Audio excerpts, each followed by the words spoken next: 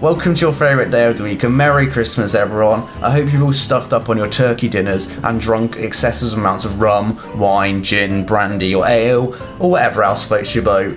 Today is the final day of our Christmas advent calendar where every day up until Christmas, which is today, we've gone for a strange and funny story that has happened in history. 25 strange history stories. We've probably covered the entire history of the world by now. And once again guys, I want to give all you guys a massive thank you for sticking with me throughout this. It really does mean a lot, all the support, new subscribers, liking the videos.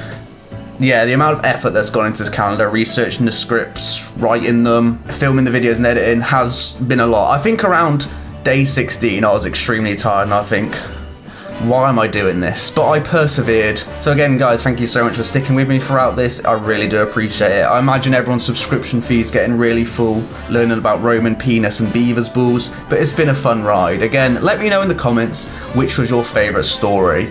So yesterday we covered how the eels powered the medieval economy, and today it wouldn't be Christmas unless we went through a story in history that actually happened on Christmas. So for the final time in our advent calendar, and for this year, let's see what's behind door number 25.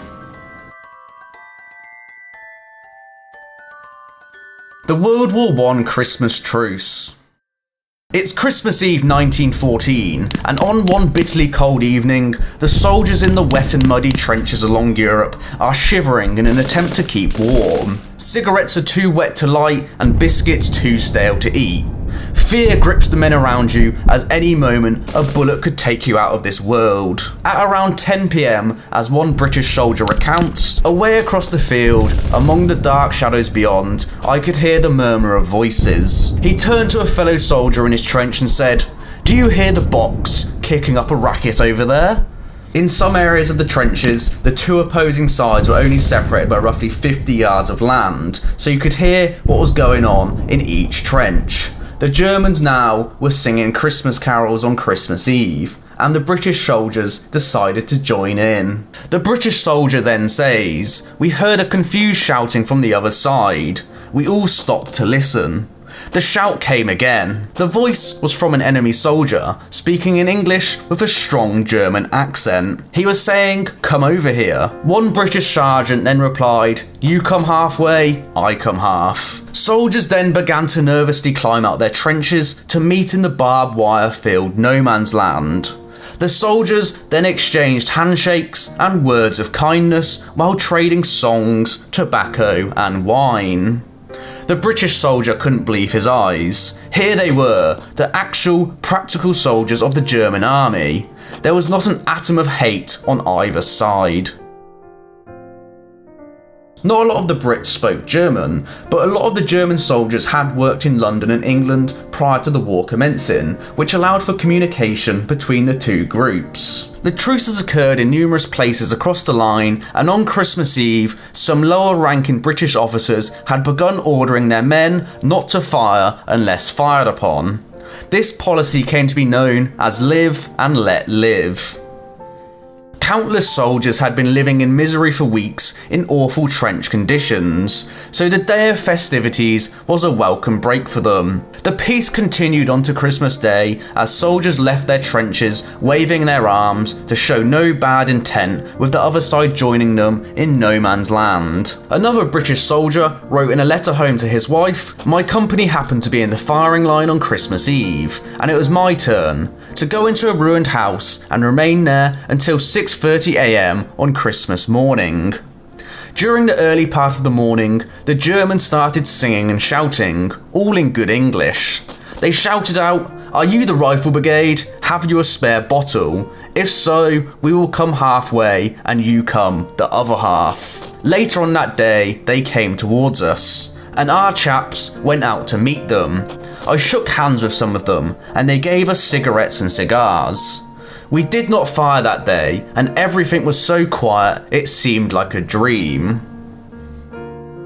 Another British soldier recalls, "Here we were laughing and chatting to the men whom only a few hours before we were trying to kill." Diary entries that day describe Germans using candles to light their Christmas trees around the trenches, and how a British soldier set up a makeshift barbershop, charging Germans a few cigarettes per haircut.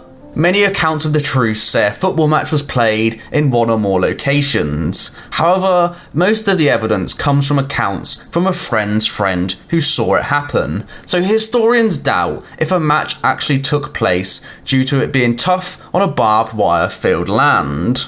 But others claim there is enough evidence in these men's letters that matches took place, mostly between the same forces, but in 3 or 4 places of opposing nations. The soldiers were very football orientated, and as said, the trenches were extremely close together in some parts, so the men would shout back and forth between each other to know the football results. However, the truce didn't occur in all sections of the line, as some soldiers recall hearing machine gun fire and artillery shells in the distance on that day.